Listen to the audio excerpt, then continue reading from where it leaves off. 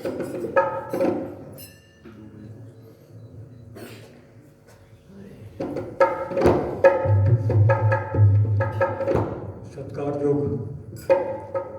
गरीबाज जी प्यारी साहब सिंह जी,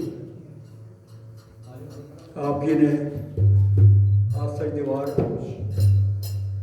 हल्ले के रूप के साढ़े जथेदार दलजीत सिंह होर को उन्होंने जथे को सुनी। बहुत बहुत धन्यवाद। अज का पवित्र दिन सतगुरु राम सिंह गरीबाज का परदेस गमन का दिन अज इतने आप मना रहे हैं। मैं कोई जथेदार नहीं, मैं प्रचारक जरूर हाँ। मैंने याद है स्कूल के वक्त तो लैके जो इतने सन 68-69 तो लैके लगभग इतने मैं आता रहा धर्मशाला में। इतने शाही लैटर नहीं सी, चादर का बरांडा जो बनया उदों का मैं इतने आता रहा। संता सतनाम सिंह होरां कोलों बड़े बड़े वधिया जथेदार दियां उन्होंने मैं तकरीरां उन्होंने दीवान सुनता पर मेरे अंदर एक जलजला जरूर है। एक सतगुरु राम सिंह का विछोड़े का एक टीस है मेरे अंदर। बड़ी बार भखती है, कई बार तड़फना, कई बार विछोड़ा कई बार बेचैन करता। यदि ललकार सतगुरां की याद आती है। मैं पिछे अर्ज की, मैं क्या मेरा दिल करता है, माफ़ करना मैं जथेदार नहीं, मैं साज वाली जड़े जथे सारे मैं बेनती कराँगा थोड़ा जहा साथ देना। बख्शिश सतगुरु जी कर सारे दे। सतगुरु जी परदेस जो गए, सतगुरु जी 18 जनवरी 1872 को सवेरे 4 बजे लुधियाने स्टेशन तो सतगुरु जी को रंगून की तैयारी वास्ते तो सच पातशाह गड्डी दे गए। कलकत्ते गए, कलकत्ते गरीबा तकरीबन 2.5-3 महीने फिर उत्थे रहे। उतों फिर गरीबा फिर रंगून चले गए। चंबी लखी चीनी बत्तियां तबेले रहियां, चंबी लखी चीनी बत्तियां तबेले रहियां, जी कंबली लपेट माही गड्डे विच बह गया। जी कंबली लपेट माही गड्डे विच बह गया। कंबली लपेट माही गड्डे विच बह गया। कंबली लपेट माही गड्डे विच बह गया। कंबली लपेट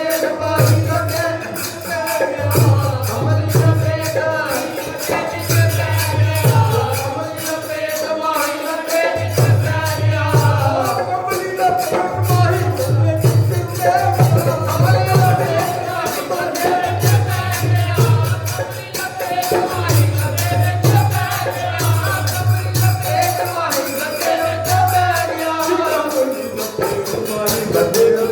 गड्डे विच बह गया। तिन्नों सियत बोइया हो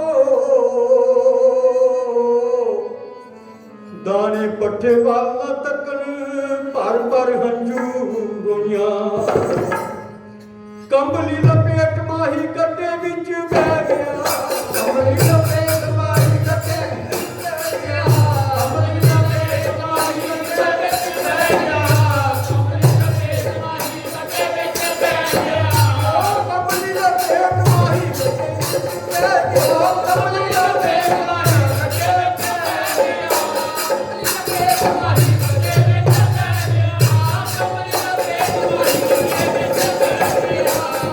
गया।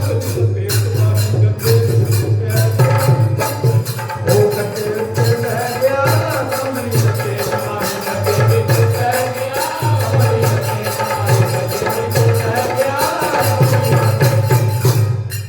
चलिया परदेस प्रीतम गल विच कंबली पा के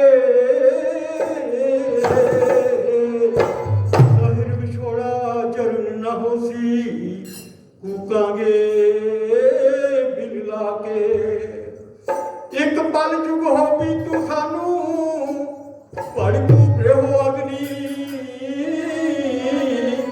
रात दिनों तड़फांगे दुखिए मच सन दिली पवा के कंबली लपेट माही गड्ढे विच बह गया लपेट माही गड्ढे विच बह गया कंबली लपेट माही गड्ढे विच बह गया कंबली लपेट माही गड्ढे विच बह गया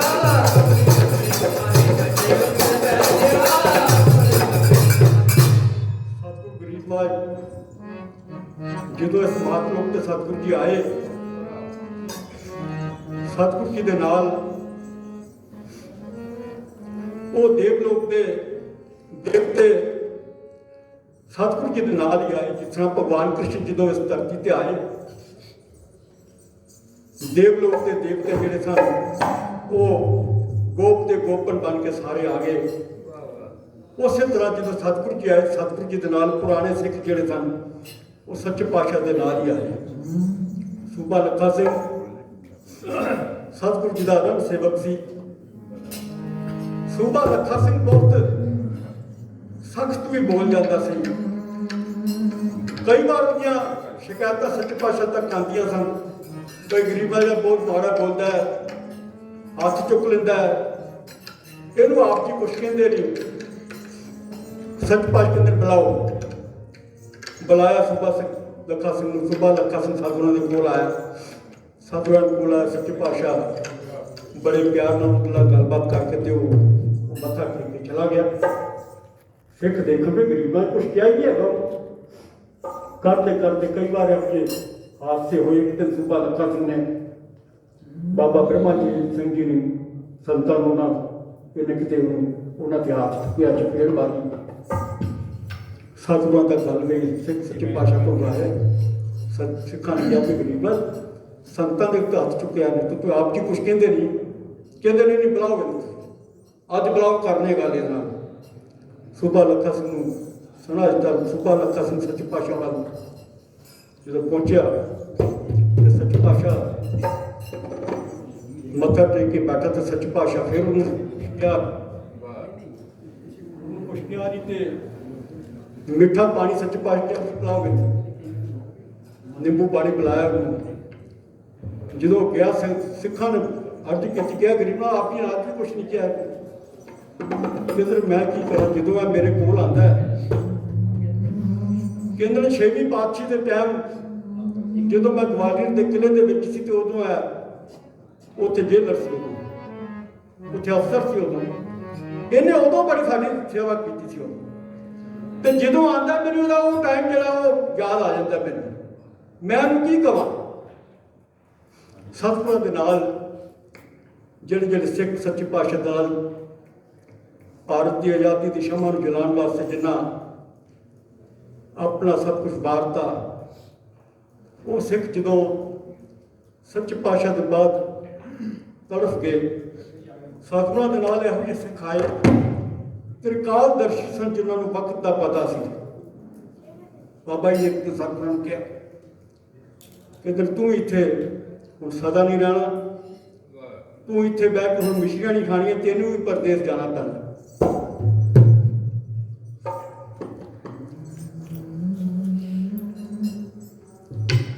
ਵਾਦਾ ਕਰ ਗਿਆ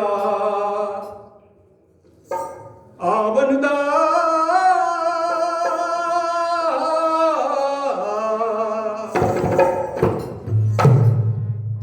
ਵਾਦਾ ਕਰ ਗਿਆ ਆਵਨ ਦਾ ਨਾ ਆਪ ਆਇਆ ਨਾ ਪੈਗਾਮ ਆਇਆ ਵਾਦਾ ਕਰ ਗਿਆ ਆਵਨ ਦਾ ਨਾ ਆਪ ਆਇਆ ਨਾ ਪੈਗਾਮ ਆਇਆ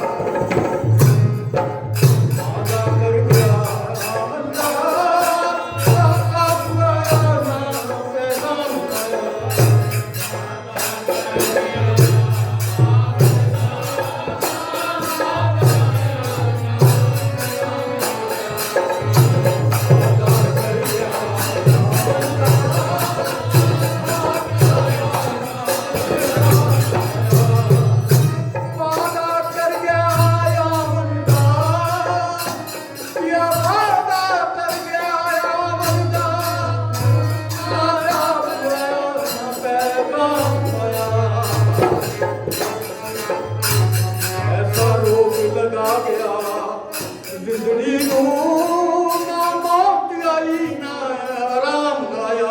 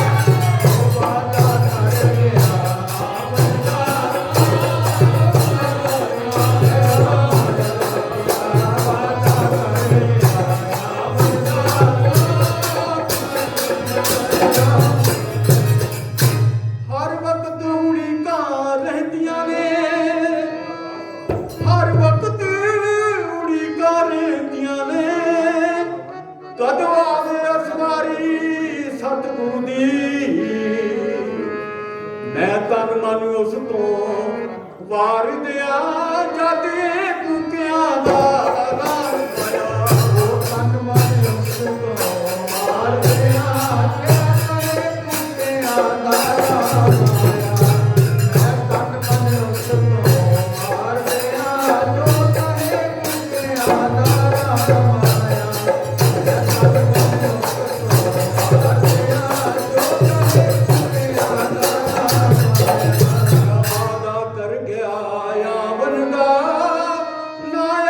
तन मन उस तो वार दिया जो तने कुकिया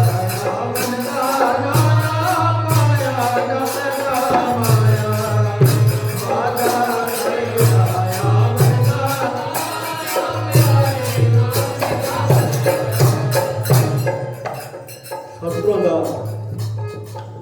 परदेस जाना संत जीवन सिंह सरहाली वाले गरीबा जो परदेस चले गए सारा जीवन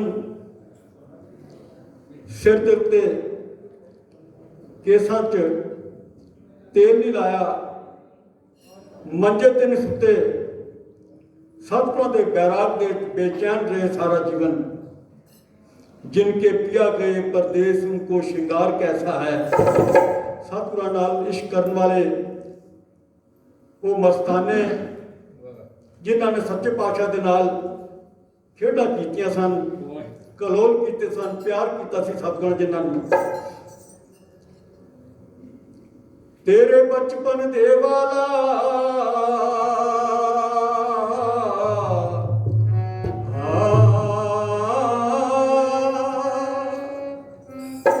बचपन दे वाला जमाना याद आउंदा है बचपन दे वाला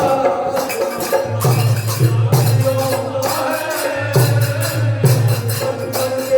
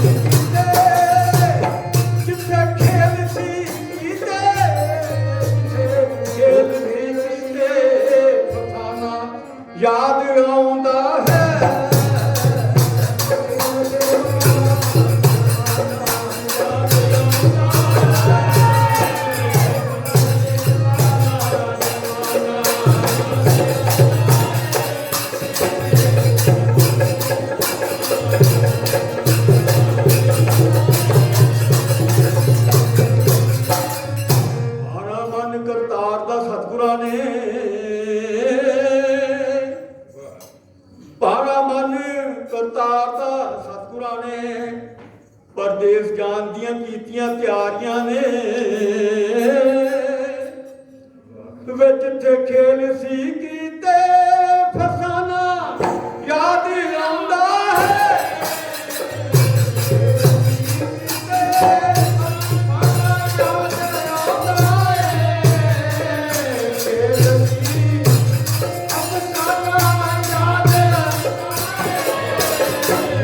Yeah.